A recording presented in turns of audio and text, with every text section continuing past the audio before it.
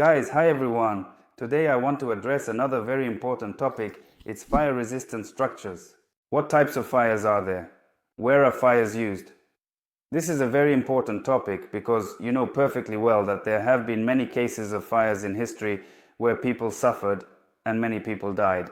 Therefore, I believe that fire resistance requirements should be tightened to a greater extent and should not be compromised. Mandatory in all facilities.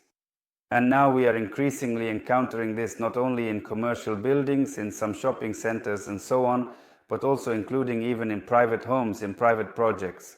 Therefore, this topic has become very relevant. I would like to tell you some basic things about fire-resistant structures. I wouldn't say that I'm a super expert in this field. We don't make these structures ourselves. We order them from specialized factories. For instance, I can promote Phototech, a company in operation. It is one of the most famous suppliers of fire-resistant products. Why are specialized companies involved in this? Because there are special systems, special double-glazed windows. Fire resistance tests must be conducted. Additionally, changing the profile or formula of the glass unit in the product, the type of glass is irrelevant. These must be new products that have been tested and certified. There should be certificates from the Ministry of Emergency Situations for product installation. In general, there are a lot of documents and a lot of money needed to be invested, which is crucial for conducting all these tests. Phototech has been doing this for a very long time and they already have a huge number of these tests. So I frequently rely on them, but there are many other reputable companies, I know them, that also specialize in fire-resistant structures. I want to explain what I know about fire-resistant products in a basic way. If I err, please feel free to correct me. In the comments, specialists are on this. I will be only glad. There are two types of such global divisions of fire-resistant structures. This is for outdoor use and for internal partitions. Here is the exterior and all glazing, classified as Class E. Ranges 1590 mins mostly, E15, E30, E45, 15 is 30045. E60 and E90. E indicates product integrity. So for exterior products, it's crucial they remain intact, not collapse, not burn, not be destroyed, etc. in case of fire. Therefore, this indicator is used specifically for this E. So, it will withstand for 15 minutes without its integrity being compromised. When we talk about E30 and higher ratings per minute, then the use of enhanced specialized systems and special double-glazed windows is already necessary. Regarding the profile itself, it is common to insert glass magnesium sheets inside the profile for added strength and durability. So, in the channels of the aluminum profiles, all these voids are filled with a sheet made of glass magnesite material to effectively contain the fire and prevent its spread. A special tape is applied between the double-glazed unit and the frame, which expands when heated and does not allow fire or smoke to pass through. Accordingly, fire-resistant glass units. Fire-resistant glass comes in different types. These are filled with gel and have special fire-resistant glass. The ones filled with gel are cheaper. There are 2 glass panes or 3 glass panes in the case of a double-glazed unit. The space between the glass panes is filled with a special fire-resistant gel. And this is how they achieve fire resistance ratings.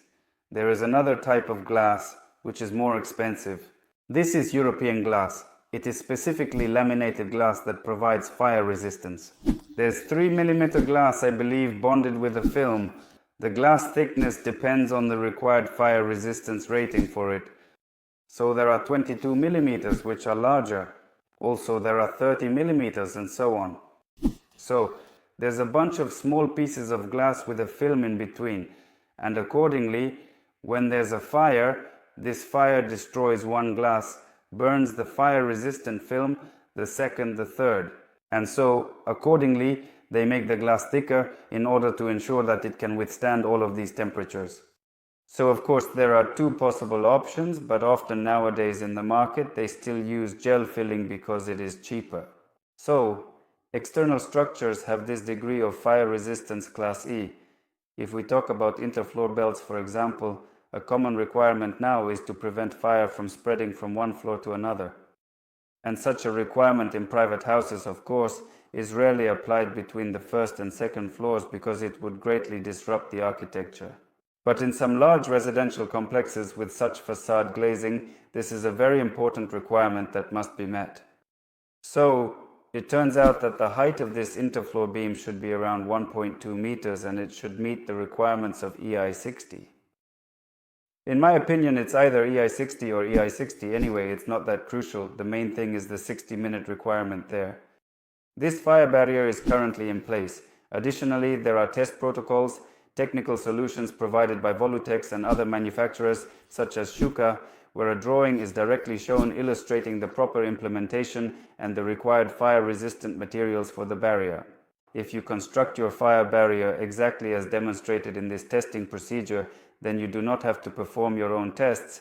You can utilize this procedure, which is already prepared at Schuco or Litex, and simply demonstrate that your drawings and technical solutions align with the established recommendations of the supplier, thereby saving money by following what is shown there and adhering to the provided instructions without the need for conducting additional tests.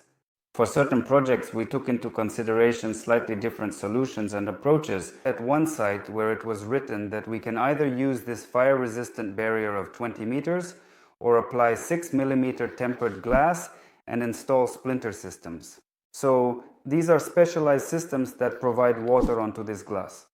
And the client chose not to spoil the architecture, as it was not feasible to achieve a distance of 1 meter between the floors in that particular location.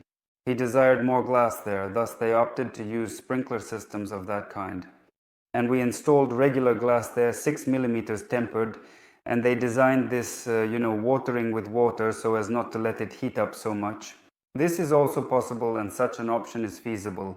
Next, internal structures, internal partitions. All internal structures, they already have decoding there, east-west there, 45 degrees, 60 degrees, 90 degrees. In the east, west there, it's more about requirements, so east is integrity, and in the east-west there, it's thermal radiation, yes, so that there's no specific heat emanating from the glass material.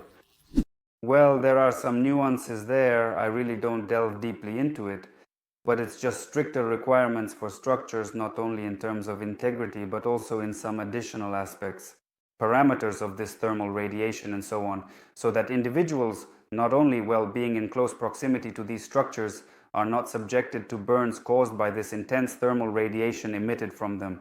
And it's also very important to comply with all these requirements. We also installed such structures inside the premises.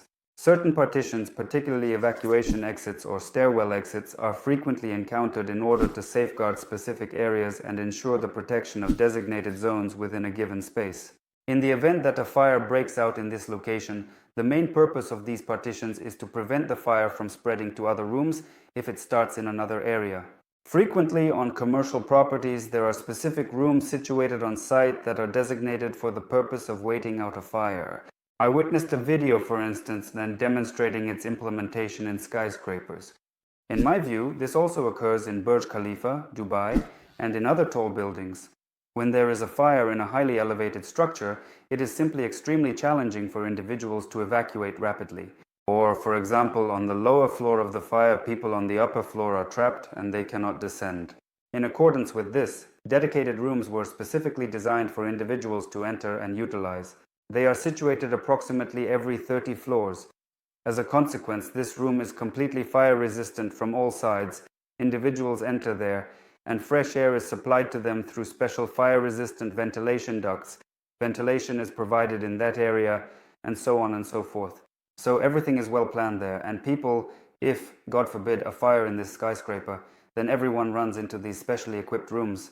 And consequently the fire passes, everything burns down, and this room remains intact. There are also such technologies. So, what was the point you wanted to make at the conclusion of this video? I have told you some basic things. Be attentive if there are any fire resistance requirements. They must be followed, adhered to.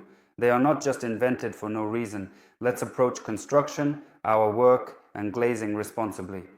And then perhaps we will save more lives, God forbid, if any fires happen, and we can somehow protect people in order to ensure their safety and well-being. If you enjoyed this video, as usual, I ask you to like it, support me, maybe write some questions in the comments.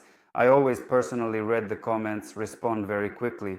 I always like it when people actively engage, comment in some way. I then understand that my content is interesting and I want to continue sharing something new. So for now, goodbye everyone until the next meeting.